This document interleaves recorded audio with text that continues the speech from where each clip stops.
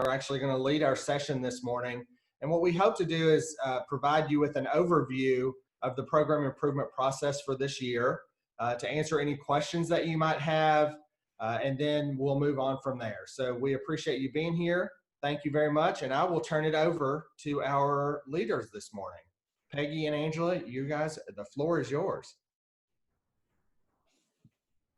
Well, good morning, everybody. I'm so glad to be here and ready to get started with the new school year and get things underway. As I know your all situation is very different in getting started with school, and because your situation is different, our situation is very different as well.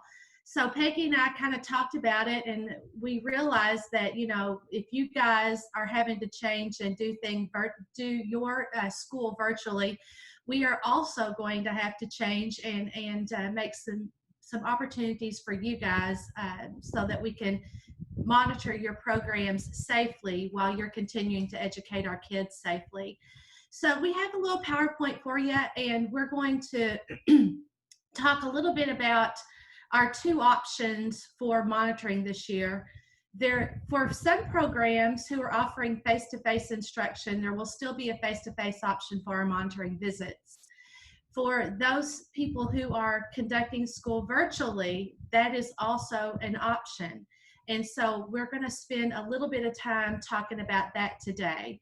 But we also want to talk about one more thing before I delve into that, and that is we are having you guys fill out this year a self-assessment before we come to do your visit. So we'll get real specific with that in just a minute.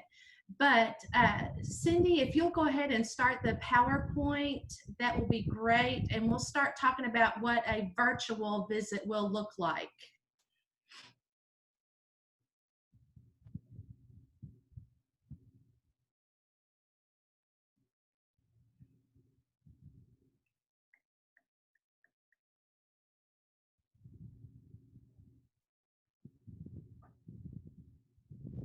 Is it going to cooperate? Yeah, please hold. All right. It might be a good thing because I noticed down in the chat someone's having trouble with audio, so it'll give them a chance to reconnect. One thing I might mention while she's getting everything situated is that obviously you got letters yesterday about dates for visits. You noticed that obviously we've made several adjustments for those. Many of you probably realize that because we did cut off school last year for visits and so forth, we started with the ones that we did not get to see last year. So if for years yours has been October the 22nd or thereabout, it probably is in a different place, and that's why. So realize that we are starting with those, and that has shifted lots of people's schedules in terms of dates. Is that working now? I can see it. Thank you. Okay. All right, so we're going to lead off with the self-assessment. And this is something that we want you to complete prior to our monitoring visit. Our monitoring visit to you guys is one snapshot, one day in a whole slew of 210 instructional days. And on those days, we don't always see everything that's going on in your program. So we would like for you guys to take this self-assessment and make it a true reflection of what your program is really like. Really take some time to sit back and reflect on, think about your strengths, think about your growth areas, and so when we get there, we can kind of talk about what we've seen and what you see, and talk about how your program is evolving over time. So this self-assessment should be sent to either Peggy or me 1 week prior to your visit. And that way we can start looking at it and seeing your perspective on your program And again, it does need to be a really reflective program review. It's going to require some narrative to be written. You're going to assess yourself, but also provide some evidence as to why you rate yourself the way you rate yourself. So again, this is something we want to be really reflective for you so that you can kind of see where you can grow your program. Can you click me there, Cindy? I also just wanted to say that this self-assessment is going to be in the form of a Google form. So it will be online, and then it will submit the results to us. And did you want to show them that? I have it pulled up if you want me to share my screen, Angela. Sure, yeah, that'd be great. Okay.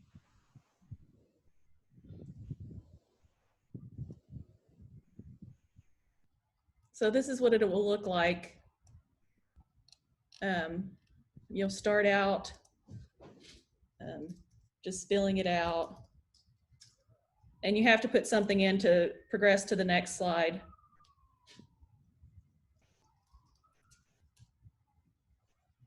If it'll, anyway, it's not letting me do it right now. It is very user-friendly. I just jumped on and did one myself just real quickly, and it's very user-friendly. It's not difficult at all. Yes, and so it'll go through each of the questions. I think there's like 10 different screens maybe. It doesn't take very long at all. Thank you, Cindy.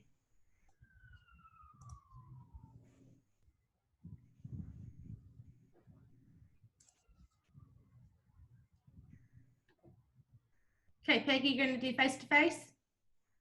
Okay, face-to-face is my little territory here. And so what we're going to talk about this morning is that it is just what you are used to. Unless you're a new administrator, or if you haven't done this before, it'll be exactly the same as it has been. These are for people that are having on face-to-face instruction with your students. You're on campus, and it's all right for us to be on campus. If that's the case, then we'd love to come by and see you. And it will be the same kinds of things we've been doing. We'll sit down for an entrance interview.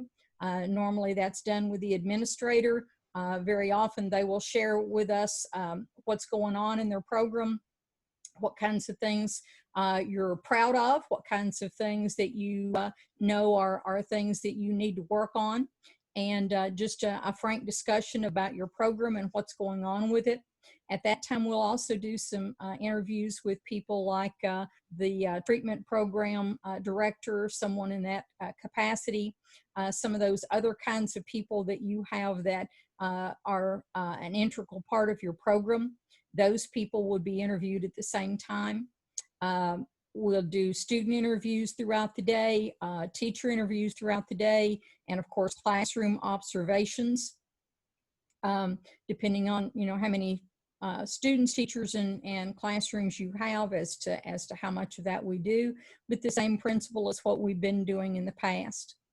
Obviously, some ancillary staff, people that work with you, as I said, facility director, a counselor, those kind of people. Hopefully you'll tell them we'll be there that day and make available some time for us to visit with them.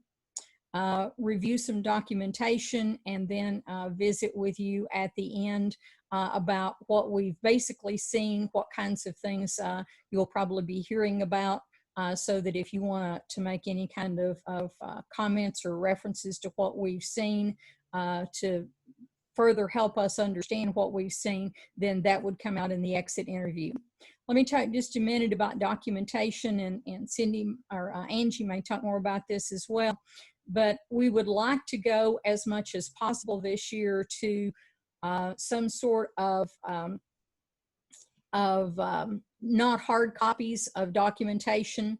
I know some of you are more inclined to want to do the hard copies. And if you do, we'll live with that, but we'd like to move over as much as possible and do some sort of Google documentation, PowerPoints, flash drives, whatever it is that you can send us with that information on it. But if we could have that information beforehand, it would help us be better prepared for our visit on the day that we actually come to your campus. So if you can do that, that'd be great. What we're going to do is Angie's going to do a little training to explain that to you about how to do that if you're not familiar with that, or if you've never done that before. And she's going to do that shortly. I'll let her talk about it in a minute as well. But they're going to post that on the KECSAC website. So if you need a review of that before you actually do your documentation, you can go back and look at it at any time. But she'll give you a little tutorial at some point about how to do that and share that out with you. So we'd like to go that way. That way we've got plenty of time to sit down and look through your documentation. Very often if we do it on campus, it's more rushed and we don't get sometimes to see some of the wonderful things that you're offering to share with us. So we would like to have that documentation sent to us a week before when you send the self-assessment. That way we can look at all of that information prior to our actual visit. So the face-to-face visits will be the same, except we are encouraging you to go to some sort of documentation that is online. Do any of you have any questions about just the face-to-face?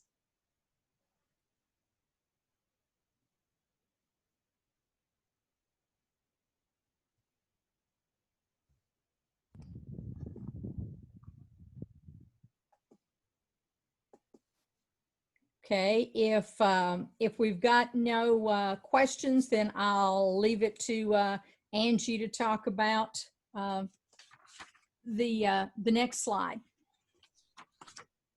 Ms. Shearer, I apologize. I took too long to decide whether or not I was going to ask the question, but when we did our documentation, I put it in Google and then shared that with you. Is that okay to continue?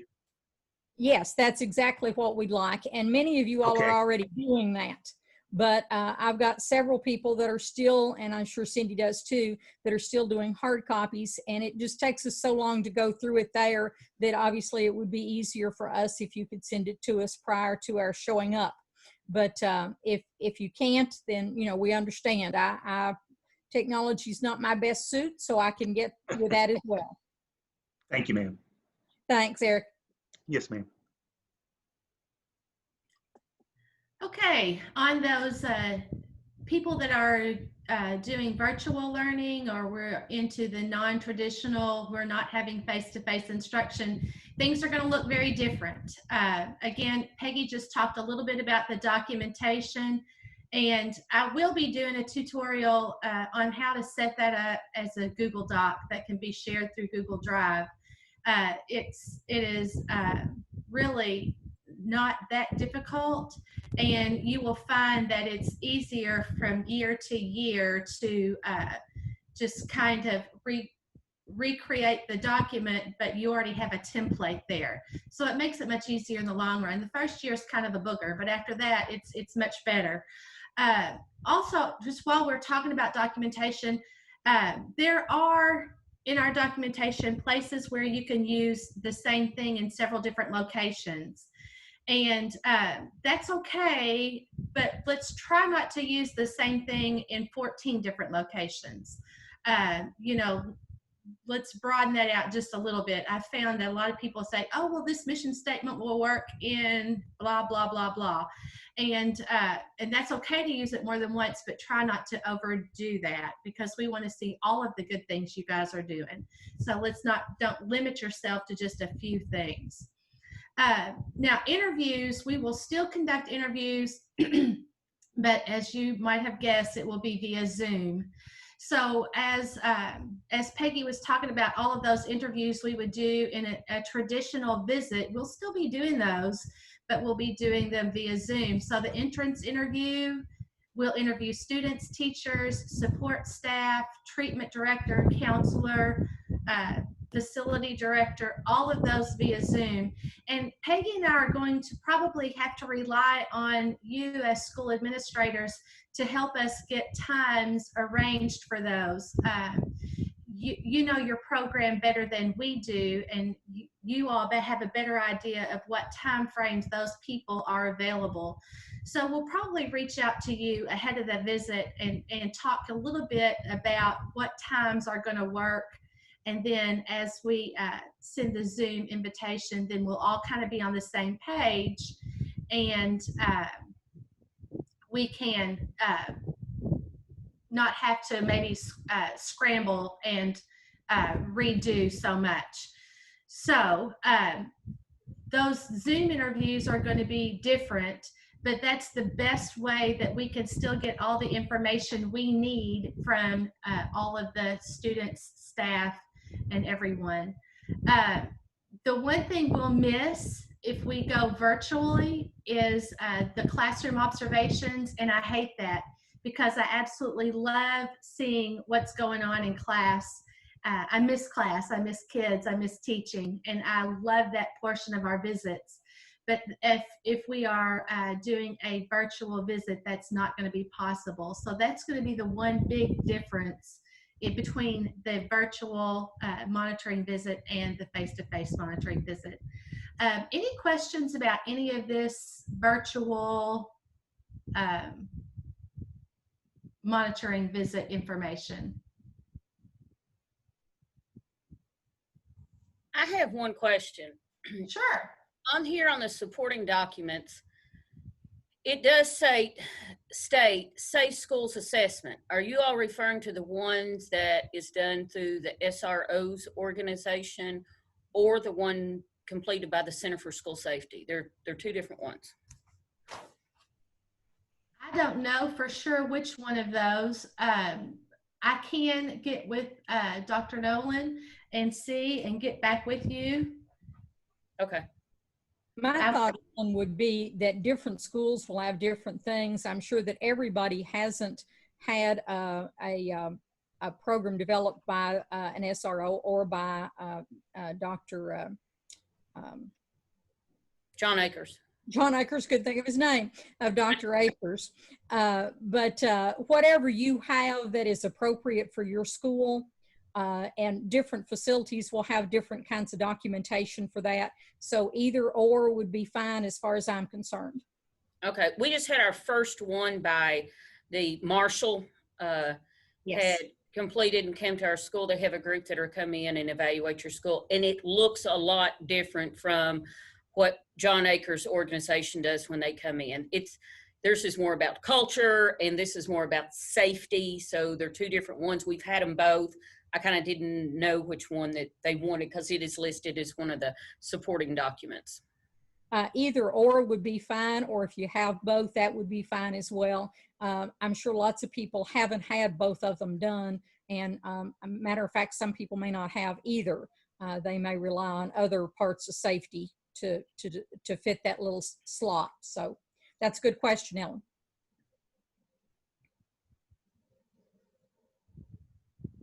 Anything else? And feel free to reach out to us. If I was always famous for, we'd get through the training, they'd say, does anybody have any questions? And I would say, no, I don't have any questions. Then we'd get off the meeting and I think, oh, rats, I should have asked. So please feel free to reach out if that's the case. Also, I'm sure all directors and principals and everybody across the state have been working all summer on, we have submitted our virtual plans on how we're going to open schools safely when we return, and that's everything from how we're going to do lunch, how we're going to do transition to classes, how we're going to seat them 6 feet apart, how we're going to go to the restrooms, how we're going to clean rooms. Also, now we have just completed our plan for what is our platform for virtual learning. What is that going to look like? And we have just submitted that to our central office. I'm assuming you all want all of those documents somewhere for you all to preview as one of the documents before you all do your visit, correct? Yes, Yes, that would be wonderful. And obviously the how you're going to take care of the safety issues could go in the safety section, and the instruction section would be a great place to include how you're going to do your virtual things. I also noticed that that Eric has commented on his section that his teachers are going to be recording some of their things digitally for their classes. to share that with us before class would be an excellent way to do classroom observations, even though it's not not being directly in the classroom. So if you shared those with us in your documentation, that would be excellent. That's a great idea, Eric. I do want to say one more thing about documentation, because there is a whole area of confidentiality that we have to observe. And so I know that we wanted to honor that wholly. So when we come to documentation such as an IEP, because typically we like to see an IEP, that has student identifying information on it. And so sharing that digitally makes some people very nervous. So what you can do with that is to print that out, redact the name and any identifying information, just like do a black permanent marker, and then scan that in and add it to your documentation. And then we have preserved the confidentiality of that student. So I know sometimes when we talk about submitting documentation digitally, everybody goes, "Ooh, I don't know about that." So there are still ways to protect student identity, protect their confidentiality, and still be able to do that digitally. So we just want you to uphold that as much as humanly possible, so that we are fair to the students. Angela, one thing I thought about the other day in sharing our documentation with you, instead of like sending junk drives or trying to email, because a lot of school email will flag anything with social security number in it and not allow it to go through. Is it possibly, if y'all create Google folders that you share with me and Ben and the other administrators individually, an individual folder with that one, that way we can drop our stuff into it? That might be a way that we can share our documentation with you, with it being in a very contained, closed environment between you and us.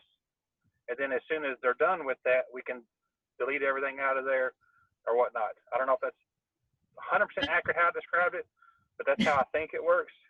Well, Does that make sense? Right. The training I'm going to do is through Google Docs, showing you how to set up all your monitoring documentation through a Google Doc. And then you can share that, you save it on your Google Drive, and then you can share that with me through the Google Drive. And so what the training I'm going to do is I'm actually going to show you how to set up that template, and then you'll have that template to use from year to year. Is that similar to what you're thinking, Justin? Yes. Okay. So I will be doing that. That is the documentation training that I'm going to do. That's the method I'm going to teach soon.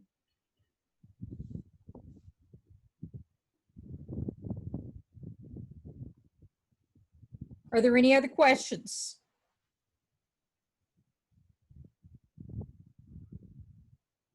Nikki Benson had put on chat, most of you probably noticed what she's put, but she commented about the information that Dr. Nolan sent out yesterday about residential facilities and opening of schools, and asked if anyone had altered their plans based on that information from yesterday.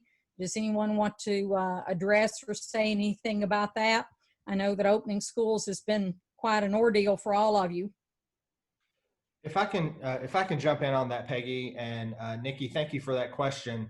Yesterday afternoon, not everybody on the email may be aware of this because it only pertains to DCBS residential group home settings. So only those programs received the email yesterday. And so other folks on here from DJJ facilities may not be familiar with the information, but I'll just share a quick overview. I've been working with the Department of Education over the last several weeks since we got guidance or recommendations from the governor's office about starting instruction virtually rather than in person. And so what we had requested was an exemption from that recommendation for DCBS residential group home facilities where kids reside together in those programs, and where we have small classroom sizes which are required for KECSAC programs. Yesterday we received guidance from the Department of Education that would allow those DCBS residential group home settings to continue in-person instruction while following the Healthy at School guidelines that have been issued by the state.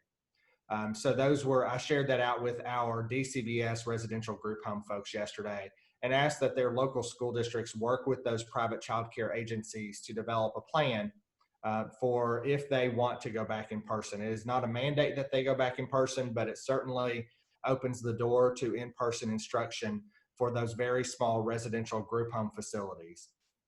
So that's what the information that went out yesterday. I will share, Nikki, that prior to that, we collected we did a survey with all of our programs across the state, and about 33% of our programs responded that they were having in-person instruction already on those small campuses. So I don't know if anyone has changed their plan since that guidance came out yesterday, but I do know that about 33% of our programs responded that they were already having in-person instruction.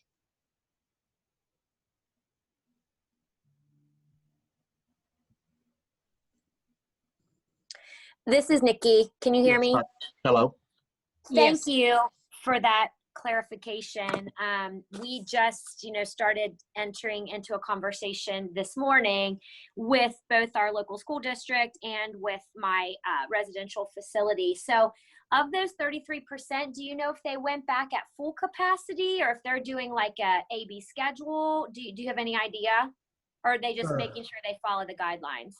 Sure. Well, first and foremost, they're following the guidelines. So they are masked, they are socially distanced, they are doing the cleaning, they're doing the temperature taking, they're doing all of those things. But as far as schedule, we have variation within that. We have some programs that are doing a Monday, Wednesday, Friday schedule. And then the opposite week, they have a Tuesday, Thursday schedule on campus. So there's some variation. Others have been going back in person all day, every day since July 2nd. So there's definitely variation within what those particular programs look like, and all of those options are on the table, obviously. Okay, thank you. I appreciate that. You're welcome. Anthony, did you have a comment as well?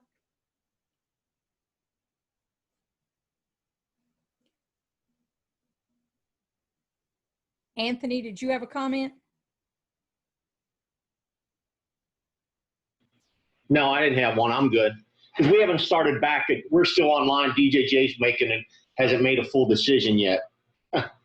I'm trying to get 2 days a week, but I'm getting shot down. So be prepared for a big folder. Yes, DJJ's put you on hold, hadn't they? Well, yeah. I mean, at first I thought they were going to let us go 3 days a week, and then next thing I knew, they said no, and then about a week later, I reached out to Shannon again, and she was exhibiting the same frustration. So we're just online for the most part. But I think after the 28th, I'm gonna push for the Tuesday, Thursday model, because right now, as well as I do, the kids are getting frustrated, teachers are getting frustrated, so they need to get out of the house, and the kids need to have that contact with the teacher. So I'm going to request at least 2 days a week after the 28th of September.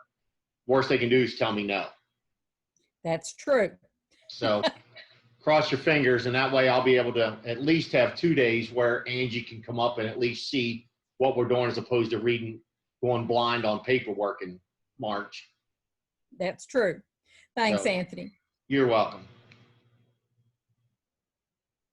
Well, we've tried to be really short this morning and to the point. Hopefully, we've shared with you enough information that you know what to expect.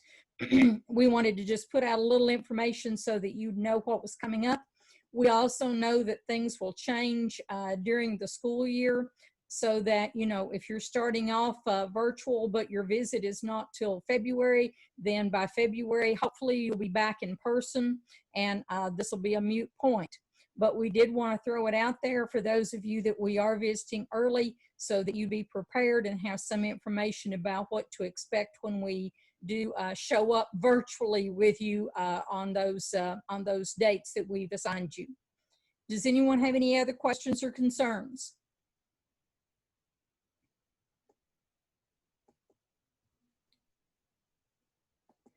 Angie, do you have anything else? Yes. For those of you who are new administrators, there will be a more in-depth discussion about monitoring visits and what you can expect on the new educators training on the 20, I can't remember the top of my head, the one that's the new administrator. 28th, good, thank you.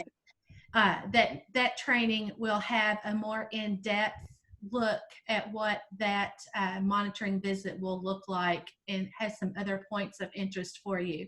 I don't want you to think that as a new admin that this is all of the guidance you're going to get, because we're going to build you up a little bit more and give you some more information on the 28th. So if you have questions and concerns, please do go ahead and reach out to us. That's fine, but do know that we are going to give you more information on the 28th.